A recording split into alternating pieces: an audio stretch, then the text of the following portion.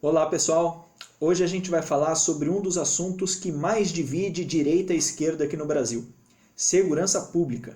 Nós temos dois caminhos predominantes para a resolução dos problemas de segurança pública. De um lado, a direita, que defende pautas como o fortalecimento das polícias, a intensificação da função repressiva das forças policiais, considerando o excludente de licitude, o endurecimento das penas, e aqui entra também a questão da redução da maioridade penal e as possibilidades de prisão perpétua e pena de morte, e o armamento da população. No outro campo, nós temos a esquerda, que defende sobretudo a redução das desigualdades sociais como fator imprescindível para o controle da criminalidade. E nisso incluem-se políticas sociais, habitacionais, programas de transferência de renda, planejamento urbano, investimento na educação de base e o aumento da inclusão social dos grupos socialmente mais vulneráveis. Se eu fosse fazer uma crítica para cada um desses caminhos, eu diria que a direita é excessivamente preocupada com o curto prazo, enquanto a esquerda, por vezes, só olha o longo prazo e esquece de iniciativas para o curto prazo. No entanto, de modo geral, eu sigo muito mais o pensamento da esquerda sobre esse assunto. O discurso da direita está cheio de falácias, e é por aí que eu vou começar. Primeiro, eu sou completamente contra a guerra bélica às drogas que a gente já vive aqui no Brasil há décadas. Guerra que mais produz mortes e o acirramento da violência do que resultados efetivos. Nessa guerra já morreram milhares de bandidos, milhares de policiais e milhares de pessoas que não têm nada a ver com isso. Principalmente, claro, pobres, moradores de periferia. Enquanto inocentes e culpados se matam, as estruturas do crime organizado continuam intocáveis. A lógica do bandido bom é bandido morto, além de ser ética e moralmente repugnante, é uma grande falácia, pois acredita que a tática do cancelamento de CPFs resolve o problema da criminalidade. Até me perguntaram aqui na página essa semana como a gente deve tratar bandido com fuzil na mão, entregando flores? Na verdade, o que a gente deveria estar preocupado é com como que um fuzil chega na mão de um traficante. Esse é o ponto. Quando um bandido com fuzil morre, no outro dia tem outro para segurar o fuzil dele. Quando um líder do tráfico morre, no mesmo dia tem alguém que o substitua. O mero cancelamento de CPFs não resolve o problema da criminalidade porque não atinge as estruturas do crime organizado. Defender essa política é defender uma guerra que só deixa rastro de morte e não produz resultado algum. É assim há décadas. O discurso do bandido bom é bandido morto é uma falácia sustentada covardemente pelo Estado, para que ele, Estado, se isente da sua verdadeira função de promover uma sociedade justa e equilibrada, fazendo crer que o problema da violência é uma simples questão de pessoas que são más e resolveram praticar o crime, e que, portanto, merecem toda a punição. Assim, o Estado se exime de qualquer culpa, como se ele próprio não tivesse colaborado com a construção de um ambiente completamente propício para a proliferação da violência, da ilegalidade, da corrupção e do crime. O que me espanta é que muitos policiais defendem essa política e esses discursos. E esses policiais não entenderam quem são seus verdadeiros inimigos. O Estado coloca covardemente nos ombros da polícia um problema muito maior do que ela é capaz de resolver. Fazendo uma ilustração, imagina que um pai coloca uma criança, seu filho de 5 anos de idade, para enfrentar um pitbull.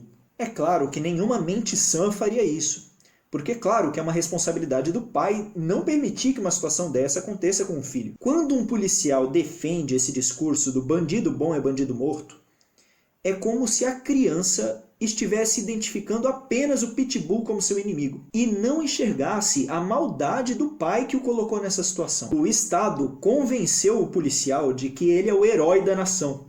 E o policial, todo orgulhoso da nobre missão, caiu num puta conto do vigário. Os policiais e suas famílias deveriam ser os primeiros a se levantar contra essa política da barbárie, porque são eles as primeiras vítimas desse sistema. Então, é claro que eu defendo o fortalecimento das forças policiais e qualquer iniciativa que torne as polícias mais eficazes, inteligentes, equipadas, mas nós precisamos entender que a polícia não é a principal instância para se resolver os problemas de segurança pública. Sou completamente contrário ao excludente de licitude. Como eu disse, não é o aumento da repressão que vai resolver os problemas da criminalidade. E isso só expõe ainda mais o próprio policial, sem contar os efeitos adversos dessa política que a gente já conhece bem. Sou contra a redução da maioridade penal.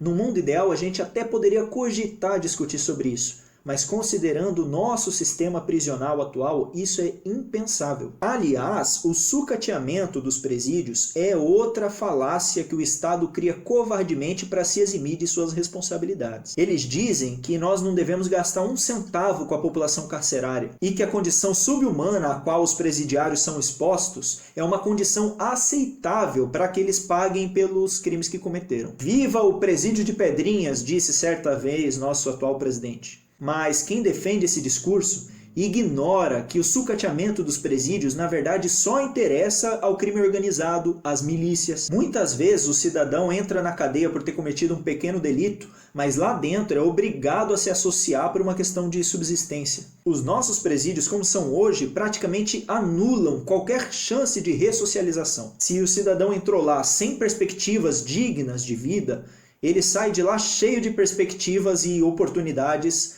no crime organizado. E só um detalhe, entre 1990 e 2012, a população carcerária do país aumentou em 500%. Será que hoje nós temos uma sensação de segurança maior do que em 1990? Pois é, o encarceramento em massa também não resolve o problema de segurança pública. Não atinge as estruturas do crime organizado e muitas vezes até fortalece. E por último, dentro do pensamento da direita, temos a questão do armamento. É mais uma falácia de um Estado que quer posar de gostoso se eximindo de suas responsabilidades. É muito fácil para o Estado pregar o armamento como política de segurança pública. Eu permito que cada cidadão tenha uma arma para se defender. Pronto, fiz minha parte. São discursos falaciosos que propõem medidas fáceis para resolver problemas complexos. Típico de governos populistas e fascistas. A legalização e a ampliação do porte e da posse de armas só expõe a maior parte da população a riscos ainda maiores. Sem dúvida nenhuma, não é uma política de redução da criminalidade. Bandido nenhum vai deixar de ser bandido por conta do armamento. O buraco é muito mais embaixo. Além disso, devemos ressaltar alguns pontos. Primeiro, que não são todas as pessoas que podem comprar uma arma. Inclusive, as pessoas que não têm essa condição, em geral, são justamente pessoas que moram em regiões cuja criminalidade é mais alta. Segundo, que uma arma não é garantia de proteção. Pelo contrário. Primeiro porque sempre quem tem o domínio da cena do crime não é a vítima, é o bandido.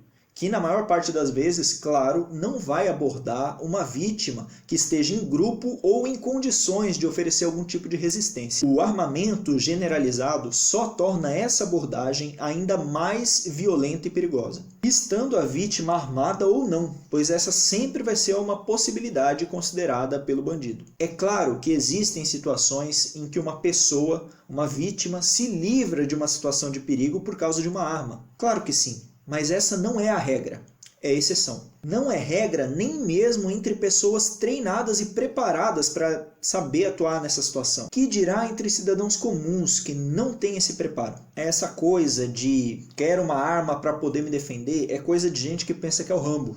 Ei, amiguinho, você não é o Rambo. Se você é o Rambo, me desculpa, mas pense em quem não é. Existe mais um fator muito relevante nessa discussão: os acidentes domésticos. Nós sabemos que não é incomum acidentes domésticos com armas de fogo, principalmente entre crianças. Acabou de acontecer um caso desse aqui no Brasil com a menina Isabelle. Nos Estados Unidos, acidentes com armas de fogo são a segunda principal causa de morte entre crianças no país. O detalhe é que esses acidentes são 2 vezes mais comuns em estados com regras mais brandas do armamento da população, em relação àqueles estados onde as leis são mais rígidas. É muito difícil imaginar que essa realidade não se reproduziria aqui no Brasil.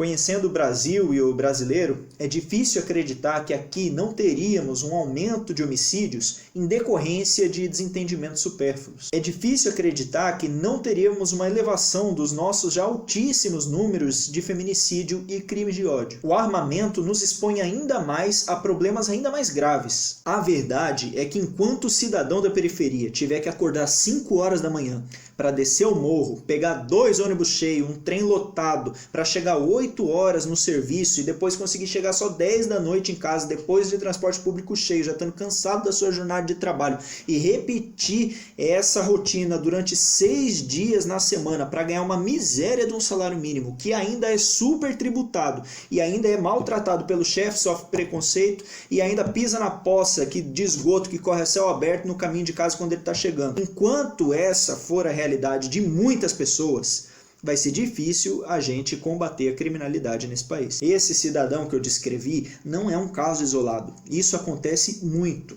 Essa é a realidade de muitos brasileiros. Essa pessoa faz tudo isso, se submete a isso e mesmo assim não consegue dar um estudo de qualidade para o filho, para a filha. Não consegue dar perspectivas dignas de vida para os seus filhos. Não consegue realizar os sonhos deles, não consegue comprar um objeto de desejo deles, mal consegue pagar as contas. Ou seja, essa pessoa se mata de trabalhar, abre mão de tudo, de si, do seu tempo, dos seus sonhos, dos seus planos e não consegue ter um mínimo para si e para os seus. Enquanto isso, o cidadãozinho que pega droguinha numa rua e leva na outra, ganha o que essa pessoa ganha em uma semana. O carinha que solta foguete para avisar que a polícia está chegando, ganha mais que o desgraçado do trabalhador. O ser humaninho que guarda a boca, ganha o que esse trabalhador ganha num dia às vezes. Então peraí, se coloca no lugar de um pai, de uma mãe dessa. O que você faria? Trabalharia feito um desgraçado para não conseguir nem ter o mínimo de uma vida digna? Ou será que você se submeteria a alguma função no crime organizado se essa fosse a sua única perspectiva de dar uma vida digna para os seus filhos? Eu, do alto dos meus privilégios, digo de boca cheia que trabalharia feito um desgraçado e que jamais consideraria como uma opção ingressar no crime organizado. Esse é um princípio meu, mas eu não tenho coragem de julgar uma pessoa que tomou uma decisão diferente nesse contexto, porque eu não sei o que é estar numa situação dessa. Ah, mas a minha moral... Pensa na construção moral desse pai e dessa mãe. O que é moral? O que é imoral? O que é certo? O que é errado? O certo é ser trabalhador formal, carteira assinada, pagar os impostos, pegar o transporte cheio, trabalhar a semana toda feito um condenado para ganhar um salário mínimo obsceno. Isso que o Estado diz que é o certo, que é o moral? Mas quem é o Estado? Aquele que nunca me deu um estudo de qualidade? Aquele que quando eu estava com a minha mãe doente não me deu um leito? Quando eu estava com fome não me deu um prato? E esse mesmo Estado que é ausente, mas que vira e mexe me dá um baculejo quando eu estou voltando do trabalho? Ou que agride meu filho pensando que é traficante? Quando eu precisei de um prato de comida, de um favor, de um socorro, adivinha quem me ajudou? Adivinha quem foi? É, o traficante, que tem esse nome feio, mas é meu amigo de infância. Cresceu comigo, sempre foi meu camarada. Então você tem de um lado um Estado que te propõe um caminho árduo a troco de nada, e do outro o crime organizado, que te propõe um caminho mais fácil e com mais perspectivas socioeconômicas. Lembrando que o Estado é aquele que nunca te deu nada, te cobra muito e só existe para te roubar, porque você viu no Jornal Nacional que o Estado só existe para desviar dinheiro de gente que dá duro como você. E o crime organizado é teu amigo, teu primo, teu irmão, teu pai, teu tio, que sempre te estendeu a mão. Então quem será o lado certo dessa história? Será que tem um lado certo? Vale a pena eu abrir mão da minha vida por isso? Enquanto o crime compensar, a criminalidade e a violência vão continuar prosperando. Não tem como fugir disso. É claro que eu não estou aqui defendendo quem opta por entrar no caminho do crime, mas eu quero que você entenda o dilema que existe por trás dessa questão. É um dilema conjunturalmente econômico, social e cultural que leva uma pessoa para esse caminho. E a verdade é que temos no nosso país, e na maioria das nossas cidades, um ambiente extremamente propício econômica, social e culturalmente para a proliferação da violência, da ilegalidade, da corrupção e da criminalidade. E é isso que precisa ser revertido. E é essa reversão que eu chamo de política de segurança pública. Então, o que eu acredito como política de segurança pública? Isso eu vou dizer no próximo vídeo, que esse aqui já ficou longo demais.